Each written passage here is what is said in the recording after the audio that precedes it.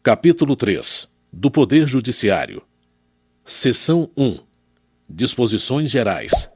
Artigo 92. São órgãos do Poder Judiciário. Artigo alterado pelas emendas constitucionais número 45 de 2004 e 92 de 2016. Inciso 1. O Supremo Tribunal Federal. Inciso 1-A. O Conselho Nacional de Justiça. Inciso 2. O Superior Tribunal de Justiça. Inciso 2-A. O Tribunal Superior do Trabalho. Inciso 3. Os Tribunais Regionais Federais e Juízes Federais. Inciso 4. Os Tribunais e Juízes do Trabalho. Inciso 5. Os Tribunais e Juízes Eleitorais. Inciso 6. Os Tribunais e Juízes Militares.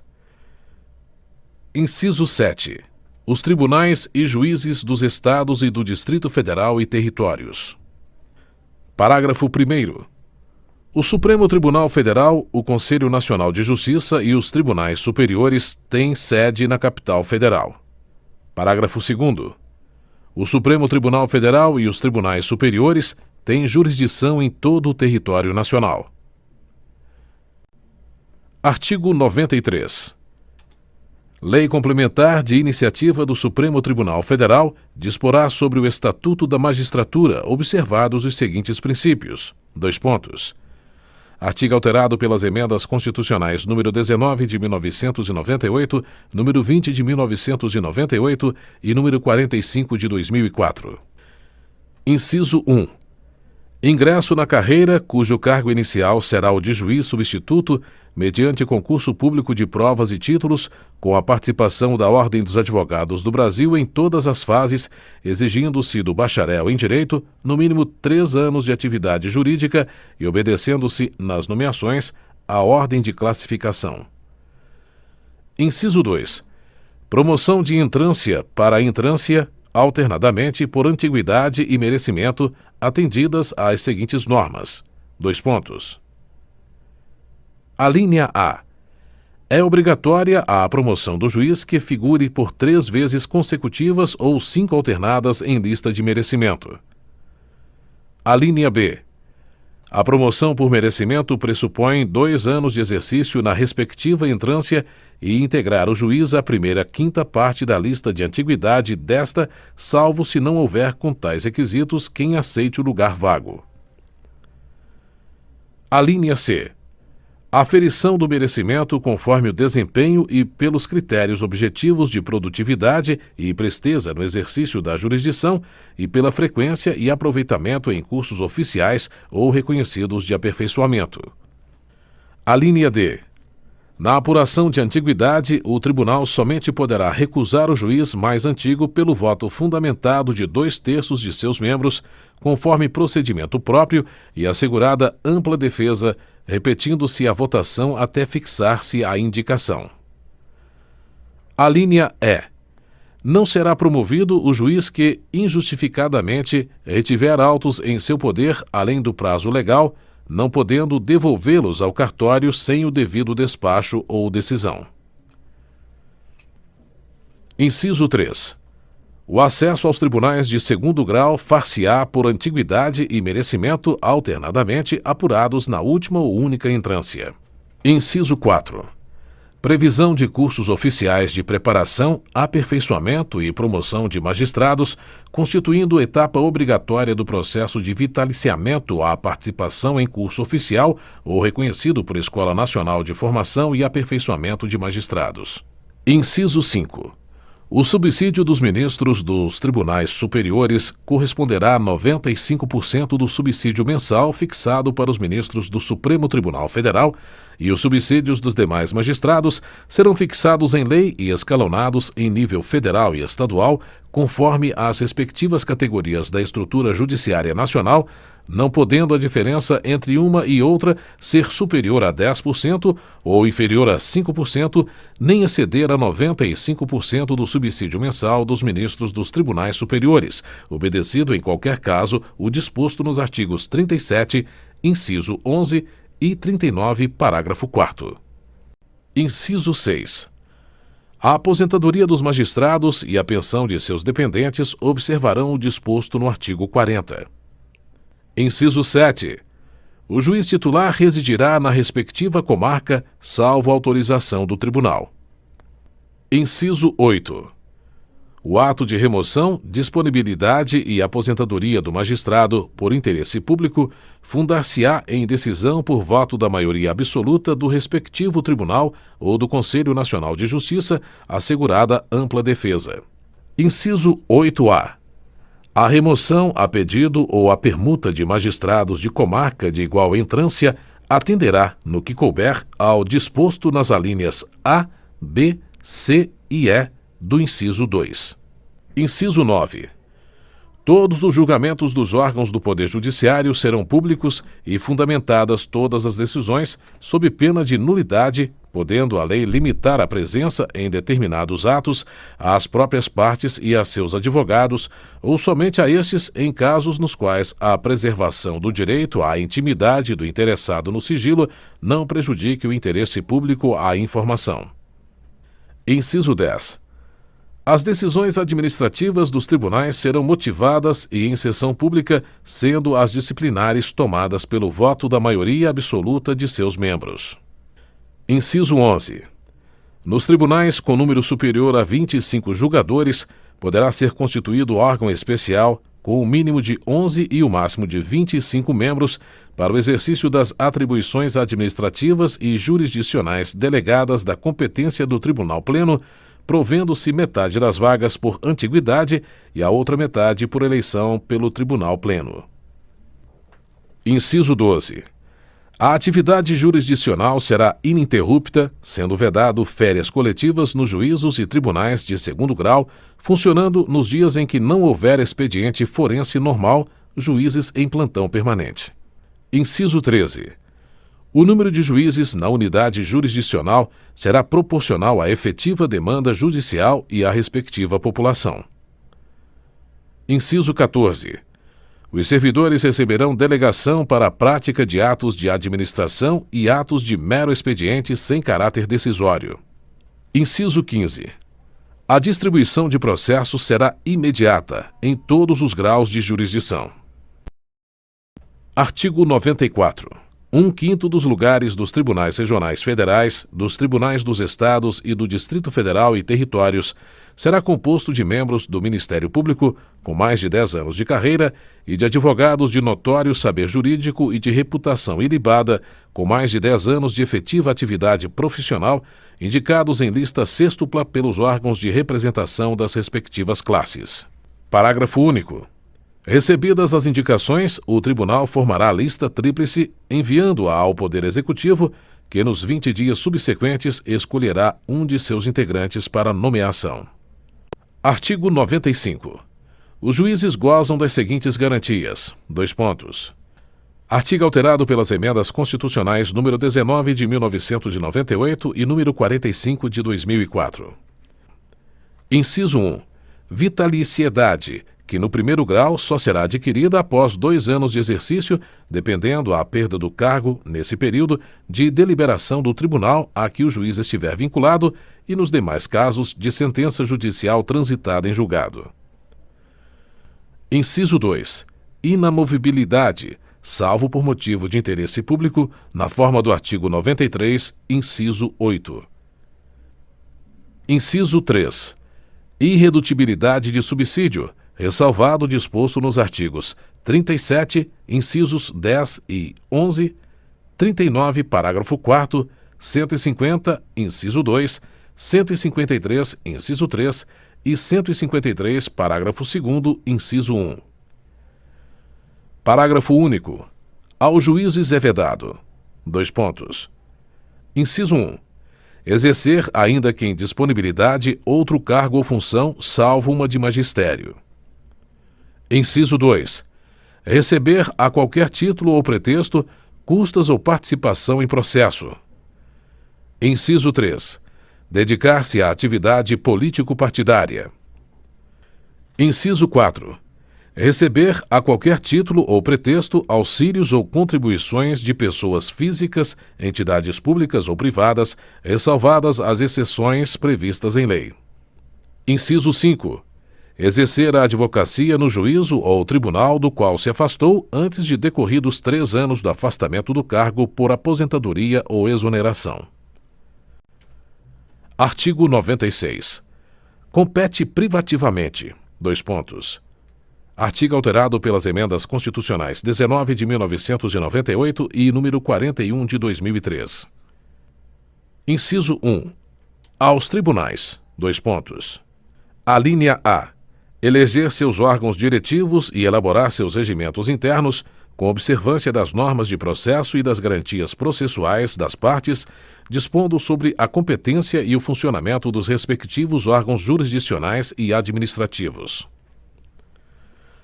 Alínea B. Organizar suas secretarias e serviços auxiliares e os dos juízos que lhes forem vinculados, velando pelo exercício da atividade correicional respectiva. Alínea C.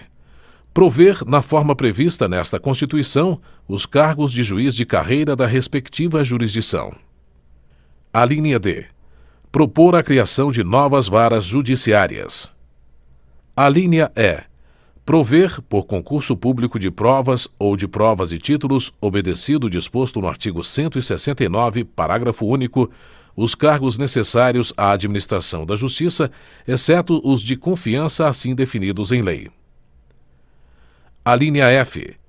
Conceder licença, férias e outros afastamentos a seus membros e aos juízes e servidores que lhes forem imediatamente vinculados.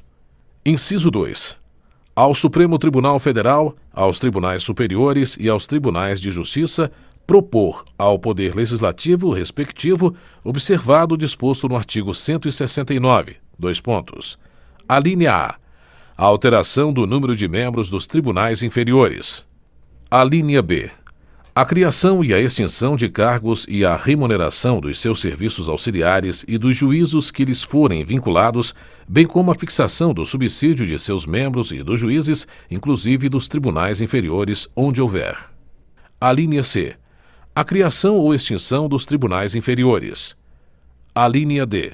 A alteração da organização e da divisão judiciárias. Inciso 3. Aos tribunais de justiça julgar os juízes estaduais e do Distrito Federal e territórios, bem como os membros do Ministério Público, nos crimes comuns e de responsabilidade, ressalvada a competência da Justiça Eleitoral. Artigo 97. Somente pelo voto da maioria absoluta de seus membros ou dos membros do respectivo órgão especial poderão os tribunais declarar a inconstitucionalidade de lei ou ato normativo do poder público. Artigo 98. A União, no Distrito Federal e nos territórios e os estados criarão: Artigo alterado pelas emendas constitucionais número 22 de 1999 e número 45 de 2004. Inciso 1. Juizados especiais providos por juízes togados ou togados e leigos competentes para a conciliação, o julgamento e a execução de causas cíveis de menor complexidade e infrações penais de menor potencial ofensivo, mediante os procedimentos oral e sumaríssimo permitidos, nas hipóteses previstas em lei, a transação e o julgamento de recursos por turmas de juízes de primeiro grau. Inciso 2. Justiça de paz, remunerada, composta de cidadãos eleitos pelo voto direto, universal e secreto, com mandato de 4 anos e competência para, na forma da lei, celebrar casamentos, verificar, de ofício ou em face de impugnação apresentada, o processo de habilitação e exercer atribuições conciliatórias sem caráter jurisdicional, além de outras previstas na legislação. Parágrafo 1º. Lei Federal disporá sobre a criação de juizados especiais no âmbito da Justiça Federal. Parágrafo 2º. As custas e emolumentos serão destinados exclusivamente ao custeio dos serviços afetos às atividades específicas da Justiça. Artigo 99. Ao Poder Judiciário é assegurada autonomia administrativa e financeira. Artigo alterado pela Emenda Constitucional número 45 de 2004. Parágrafo 1º. Os tribunais elaborarão suas propostas orçamentárias dentro dos limites estipulados conjuntamente com os demais poderes na Lei de Diretrizes Orçamentárias. Parágrafo 2º. O encaminhamento da proposta, ouvidos os outros tribunais interessados, compete: Inciso 1. No âmbito da União, aos presidentes do Supremo Tribunal Federal e dos tribunais superiores, com a aprovação dos respectivos tribunais. Inciso 2. No âmbito dos Estados e no do Distrito Federal e territórios, aos presidentes dos tribunais de justiça, com a aprovação dos respectivos tribunais. Parágrafo 3º. Se os órgãos referidos no parágrafo 2º não encaminharem as respectivas propostas orçamentárias dentro do prazo estabelecido na Lei de Diretrizes Orçamentárias, o Poder Executivo considerará, para fins de consolidação da proposta orçamentária anual, os valores aprovados na lei orçamentária vigente, ajustados de acordo com os limites estipulados na forma do parágrafo 1º deste artigo. Parágrafo 4º. Se as propostas orçamentárias de que trata este artigo forem encaminhadas em desacordo com os limites estipulados na forma do parágrafo 1º, o Poder Executivo procederá aos ajustes necessários para fins de consolidação da proposta orçamentária anual. Parágrafo 5º.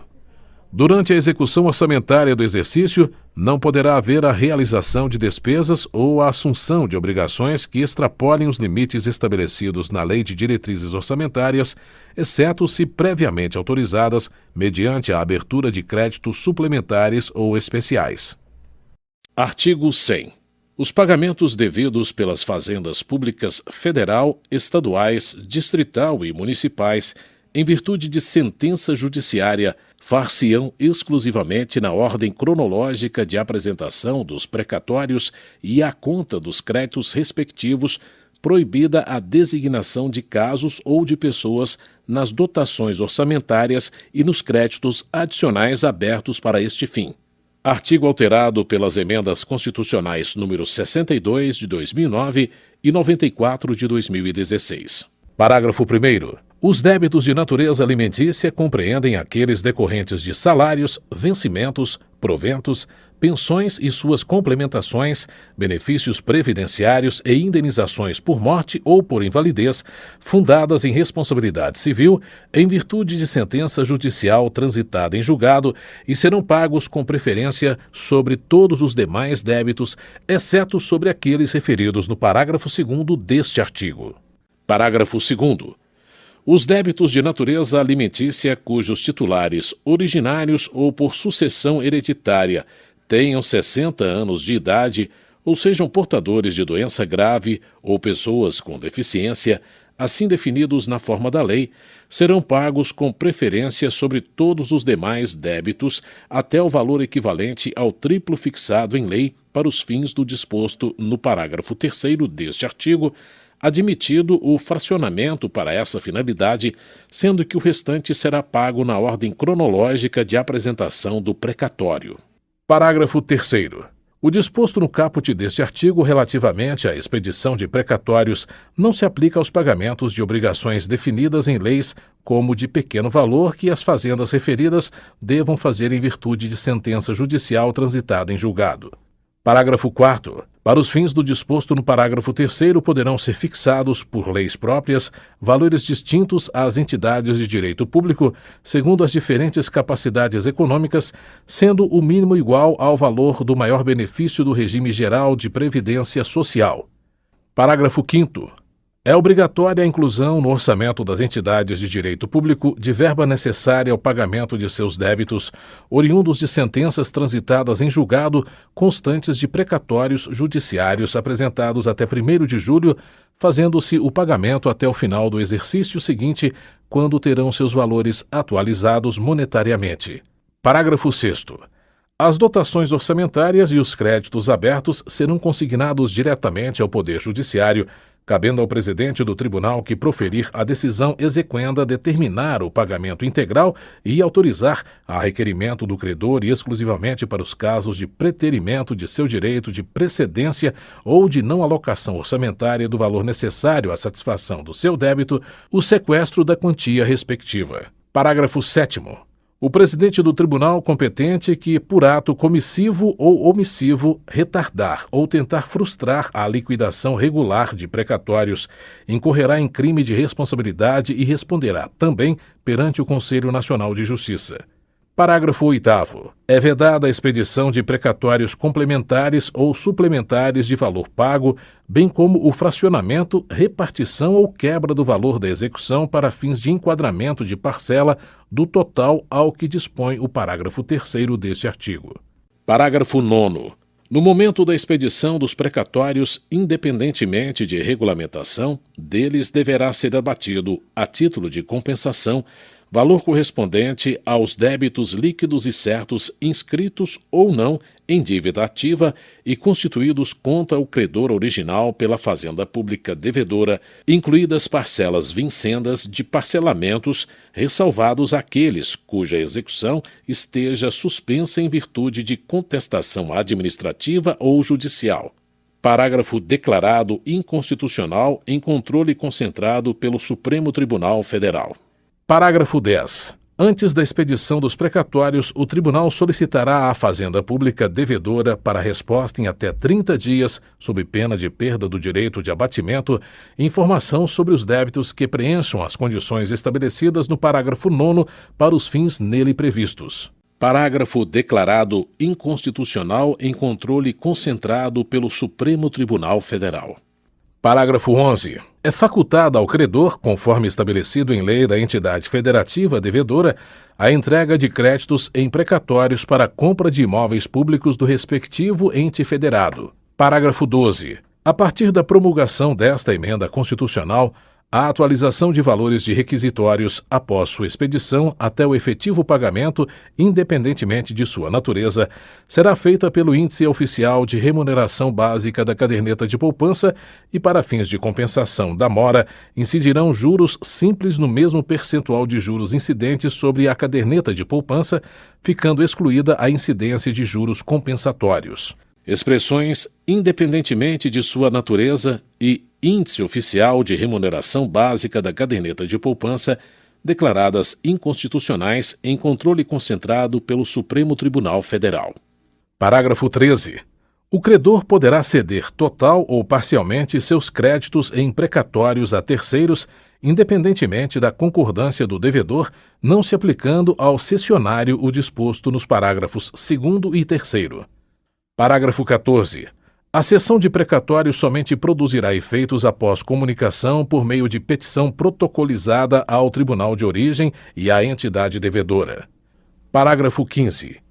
Sem prejuízo do disposto neste artigo, lei complementar a esta Constituição Federal poderá estabelecer regime especial para pagamento de crédito de precatórios de estados, Distrito Federal e municípios, dispondo sobre vinculações à receita corrente líquida e forma e prazo de liquidação. Parágrafo 16. A seu critério exclusivo e na forma de lei, a União poderá assumir débitos oriundos de precatórios de estados, Distrito Federal e municípios, refinanciando-os diretamente. Parágrafo 17. A União, os estados, o Distrito Federal e os municípios aferirão mensalmente, em base anual, o comprometimento de suas respectivas receitas correntes líquidas com o pagamento de precatórios e obrigações de pequeno valor. Parágrafo 18. Entende-se como receita corrente líquida, para os fins de que trata o parágrafo 17, o somatório das receitas tributárias patrimoniais, industriais, agropecuárias, de contribuições e de serviços de transferências correntes e outras receitas correntes, incluindo as oriundas do parágrafo 1º do artigo 20 da Constituição Federal, verificado no período compreendido pelo segundo mês imediatamente anterior ao de referência e os 11 meses procedentes, excluídas as duplicidades e deduzidas. Inciso 1. Na União, as parcelas entregues aos Estados, ao Distrito Federal e aos municípios por determinação constitucional. Inciso 2. Nos Estados, as parcelas entregues aos municípios por determinação constitucional. Inciso 3. Na União, nos Estados, no Distrito Federal e nos municípios, a contribuição dos servidores para custeio de seu sistema de previdência e assistência social e as receitas provenientes da compensação financeira referida no parágrafo 9º do artigo 201 da Constituição Federal. Parágrafo 19. Caso o montante total de débitos decorrentes de condenações judiciais em precatórios e obrigações de pequeno valor em período de 12 meses ultrapasse a média do comprometimento percentual da receita corrente líquida nos 5 anos imediatamente anteriores, a parcela que exceder esse percentual poderá ser financiada, excetuada dos limites de endividamento de que tratam os incisos 6 e 7 do artigo 52 da Constituição Federal e de quaisquer outros limites de endividamento previstos, não se aplicando a esse financiamento a vedação de vinculação de receita prevista no inciso 4 do artigo 167 da Constituição Federal. Parágrafo 20. Caso haja precatório com valor superior a 15% do montante dos precatórios apresentados nos termos do parágrafo 5º deste artigo, 15% do valor deste precatório serão pagos até o final do exercício seguinte e o restante em parcelas iguais nos 5 exercícios subsequentes, acrescidas de juros de mora e correção monetária ou mediante acordos diretos perante juízos auxiliares de conciliação de precatórios com redução máxima de 40% do valor do crédito atualizado, desde que em relação ao crédito não penda recurso ou defesa judicial e que sejam observados os requisitos definidos na regulamentação editada pelo ente federado. Seção 2. Do Supremo Tribunal Federal. Artigo 101. O Supremo Tribunal Federal compõe-se de 11 ministros escolhidos dentre cidadãos com mais de 35 e menos de 65 anos de idade, de notável saber jurídico e reputação ilibada. Parágrafo único. Os ministros do Supremo Tribunal Federal serão nomeados pelo Presidente da República depois de aprovada a escolha pela maioria absoluta do Senado Federal. Artigo 102. Compete ao Supremo Tribunal Federal, principalmente, a guarda da Constituição, cabendo-lhe: Artigo alterado pelas emendas constitucionais número 3 de 1993, número 22 de 1999, número 23 de 1999 e número 45 de 2004. Inciso 1. Processar e julgar originariamente: Alínea A. A ação direta de inconstitucionalidade de lei ou ato normativo federal ou estadual e a ação declaratória de constitucionalidade de lei ou ato normativo federal. Alínea B. Nas infrações penais comuns, o Presidente da República, o Vice-Presidente, os membros do Congresso Nacional, seus próprios ministros e o Procurador-Geral da República. Alínea C. Nas infrações penais comuns e nos crimes de responsabilidade, os ministros de Estado e os comandantes da Marinha, do Exército e da Aeronáutica, ressalvado o disposto no artigo 52, inciso 1, os membros dos tribunais superiores, os do Tribunal de Contas da União e os chefes de missão diplomática de caráter permanente. Alínea D. O habeas corpus, sendo paciente qualquer das pessoas referidas nas alíneas anteriores, o mandado de segurança e o habeas data, contra atos do Presidente da República, das mesas da Câmara dos Deputados e do Senado Federal, do Tribunal de Contas da União, do Procurador-Geral da República e do próprio Supremo Tribunal Federal. Alínea E. O litígio entre Estado estrangeiro ou organismo internacional e a União, o Estado, o Distrito Federal ou o território. Alínea F. As causas e os conflitos entre a União e os Estados, a União e o Distrito Federal ou entre uns e outros, inclusive as respectivas entidades da administração indireta. Alínea G. A extradição solicitada por Estado estrangeiro. Alínea H. Revogada. Alínea I. O habeas corpus, quando o coator for Tribunal Superior ou quando o coator ou o paciente for autoridade ou funcionário cujos atos estejam sujeitos diretamente à jurisdição do Supremo Tribunal Federal ou se trate de crime sujeito à mesma jurisdição em uma única instância. Alínea J.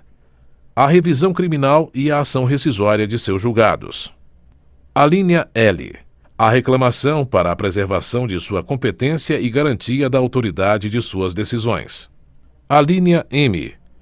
A execução de sentença nas causas de sua competência originária, facultada a delegação de atribuições para a prática de atos processuais. Alínea N. A ação em que todos os membros da magistratura sejam direta ou indiretamente interessados e aquela em que mais da metade dos membros do tribunal de origem estejam impedidos ou sejam direta ou indiretamente interessados. Alínea O. Os conflitos de competência entre o Superior Tribunal de Justiça e quaisquer tribunais, entre tribunais superiores ou entre estes e qualquer outro tribunal. Alínea P. O pedido de medida cautelar das ações diretas de inconstitucionalidade. Alínea Q. O mandado de injunção, quando a elaboração da norma regulamentadora for atribuição do Presidente da República, do Congresso Nacional, da Câmara dos Deputados, do Senado Federal, da mesa de uma dessas casas legislativas, do Tribunal de Contas da União, de um dos tribunais superiores ou do próprio Supremo Tribunal Federal. Alínea R. As ações contra o Conselho Nacional de Justiça e contra o Conselho Nacional do Ministério Público. Inciso 2. Julgar em recurso ordinário. Alínea A. O habeas corpus, o mandado de segurança, o habeas data e o mandado de injunção decididos em única instância pelos tribunais superiores, se denegatória a decisão. Alínea B. O crime político. Inciso 3. Julgar, mediante recurso extraordinário, as causas decididas em única ou última instância quando a decisão recorrida. Alínea A. Contrariar dispositivo desta Constituição. Alínea B. Declarar a inconstitucionalidade de tratado ou lei federal. Alínea C. Julgar válida lei ou ato de governo local contestado em face desta Constituição. Alínea D. Julgar válida lei local contestada em face de lei federal. Parágrafo 1º. A arguição de descumprimento de preceito fundamental decorrente desta Constituição será apreciada pelo Supremo Tribunal Federal na forma da lei. Parágrafo 2º. As decisões definitivas de mérito proferidas pelo Supremo Tribunal Federal nas ações diretas de inconstitucionalidade e nas ações declaratórias de constitucionalidade produzirão eficácia contra todos e efeito vinculante relativamente aos demais órgãos do Poder Judiciário e à administração pública direta e indireta nas esferas federal, estadual e municipal. Parágrafo 3º. No recurso extraordinário, o recorrente deverá demonstrar a repercussão geral das questões constitucionais discutidas no caso, nos termos da lei, a fim de que o tribunal examine a admissão do recurso, somente podendo recusá-lo pela manifestação de 2/3 de seus membros. Artigo 103. Podem propor a ação direta de inconstitucionalidade e a ação declaratória de constitucionalidade. Artigo alterado pelas emendas constitucionais número 3 de 1993 e número 45 de 2004. Inciso 1. O Presidente da República. Inciso 2. A Mesa do Senado Federal. Inciso 3. A Mesa da Câmara dos Deputados. Inciso 4. A Mesa de Assembleia Legislativa ou da Câmara Legislativa do Distrito Federal. Inciso 5. O Governador de Estado ou do Distrito Federal. Inciso 6. O Procurador-Geral da República. Inciso 7. O Conselho Federal da Ordem dos Advogados do Brasil. Inciso 8. Partido político com representação no Congresso Nacional. Inciso 9. Confederação sindical ou entidade de classe de âmbito nacional. Parágrafo 1º. O Procurador-Geral da República deverá ser previamente ouvido nas ações de inconstitucionalidade e em todos os processos de competência do Supremo Tribunal Federal. Parágrafo 2º. Declarada a inconstitucionalidade por omissão de medida para tornar efetiva norma constitucional, será dada ciência ao poder competente para a adoção das providências necessárias em se tratando de órgão administrativo para fazê-lo em 30 dias. Parágrafo 3º. Quando o Supremo Tribunal Federal apreciar a inconstitucionalidade, em tese, de norma legal ou ato normativo, citará previamente o Advogado-Geral da União, que defenderá o ato ou o texto impugnado. Parágrafo 4º. revogado. Artigo 103-A. O Supremo Tribunal Federal poderá, de ofício ou por provocação, mediante decisão de 2/3 dos seus membros, após reiteradas decisões sobre matéria constitucional, aprovar súmula que, a partir de sua publicação na imprensa oficial, terá efeito vinculante em relação aos demais órgãos do Poder Judiciário e à administração pública direta e indireta nas esferas federal, estadual e municipal, bem como proceder à sua revisão ou cancelamento na forma estabelecida em lei. Artigo acrescentado pela Emenda Constitucional número 45 de 2004. Parágrafo 1º. A súmula terá por objetivo a validade, a interpretação e a eficácia de normas determinadas acerca das quais haja controvérsia atual entre órgãos judiciários ou entre esses e a administração pública que acarrete grave insegurança jurídica e relevante multiplicação de processos sobre questão idêntica. Parágrafo 2º. Sem prejuízo do que vier a ser estabelecido em lei, a aprovação, revisão ou cancelamento de súmula poderá ser provocada por aqueles que podem propor a ação direta de inconstitucionalidade. Parágrafo 3º. Do ato administrativo ou decisão judicial que contrariar a súmula aplicável ou que indevidamente a aplicar, caberá reclamação ao Supremo Tribunal Federal que, julgando-a procedente, anulará o ato administrativo ou cassará a decisão judicial reclamada e determinará que outra seja proferida com ou sem a aplicação da súmula, conforme o caso. Artigo 103-B. O Conselho Nacional de Justiça compõe-se de 15 membros com mandato de 2 anos, admitida uma recondução sendo: parênteses. Artigo alterado pelas emendas constitucionais número 45 de 2004 e 61 de 2009. Fecha parênteses. Inciso 1. O presidente do Supremo Tribunal Federal. Inciso 2. Um ministro do Superior Tribunal de Justiça, indicado pelo respectivo tribunal. Inciso 3. Um ministro do Tribunal Superior do Trabalho, indicado pelo respectivo tribunal. Inciso 4. Um desembargador de Tribunal de Justiça indicado pelo Supremo Tribunal Federal. Inciso 5. Um juiz estadual indicado pelo Supremo Tribunal Federal. Inciso 6. Um juiz de Tribunal Regional Federal indicado pelo Superior Tribunal de Justiça. Inciso 7. Um juiz federal indicado pelo Superior Tribunal de Justiça. Inciso 8. Um juiz de Tribunal Regional do Trabalho indicado pelo Tribunal Superior do Trabalho. Inciso 9. Um juiz do trabalho indicado pelo Tribunal Superior do Trabalho. Inciso 10.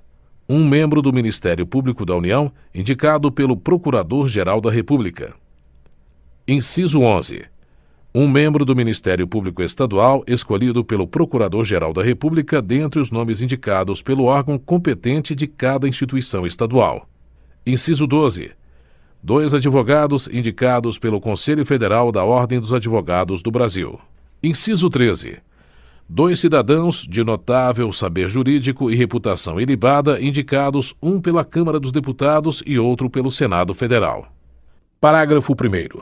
O Conselho será presidido pelo presidente do Supremo Tribunal Federal e, nas suas ausências e impedimentos, pelo vice-presidente do Supremo Tribunal Federal.